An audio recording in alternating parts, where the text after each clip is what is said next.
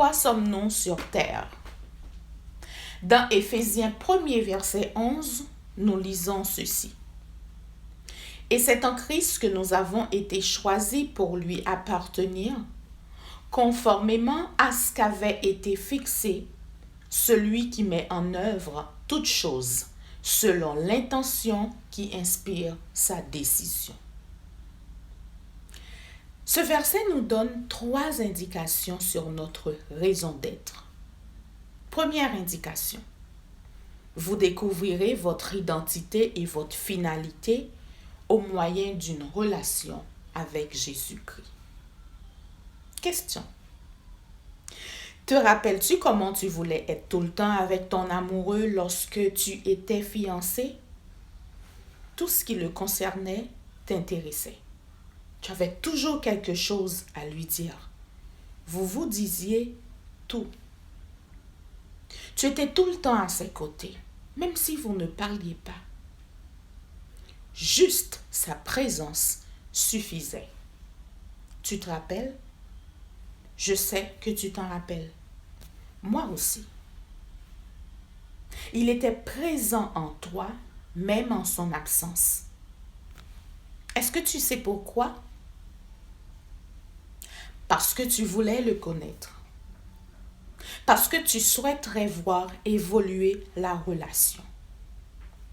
Il occupait le fond de ta pensée.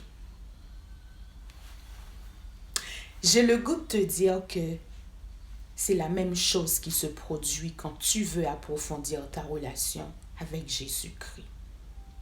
Tu dois exactement faire la même chose. S'asseoir en sa présence, lui poser des questions à travers sa parole, lui parler régulièrement au moyen de la prière. Si vous m'aimez, gardez mes commandements, nous dit la parole. C'est en agissant ainsi que tu vas découvrir qui tu es réellement. La deuxième indication, Dieu pensait à vous bien avant que vous ne songiez à lui. Vous savez, votre naissance n'a été ni une erreur, ni le fruit du hasard, et votre vie n'est pas un accident. Même si vos parents n'ont pas prévu que vous naissiez, Dieu, lui, il l'a fait. Il n'a pas été surpris du tout par votre naissance. Il vous a désiré. Longtemps avant que vous ayez été conçu par vos parents, vous avez été conçu dans l'Esprit de Dieu. C'est lui qui a pensé à vous en premier. Maintenant, si vous êtes en train de respirer en ce moment, ce n'est ni le destin, ni la chance, ni le hasard. C'est même pas une pure coïncidence. Vous êtes vivant, mais parce que le Seigneur a voulu vous créer. Vous savez, dans Ésaïe 44, verset 2, nous lisons ceci. « Voici ce que je déclare, moi le Seigneur, qui t'ai fait, qui t'ai formé dès avant ta naissance. » Alors le Seigneur, il n'est pas un improvisateur. Il a tout prévu avec une grande précision. La troisième et dernière indication nous dit ceci. La finalité de votre vie rentre dans un blanc bien plus large. Philippiens 1er verset 10 nous dit ceci et je te le lis. Je suis persuadé que celui qui a commencé en vous cette bonne œuvre la rendra parfaite pour le jour de Jésus-Christ. Dieu est le grand architecte de notre vie. Il est maître de son ouvrage.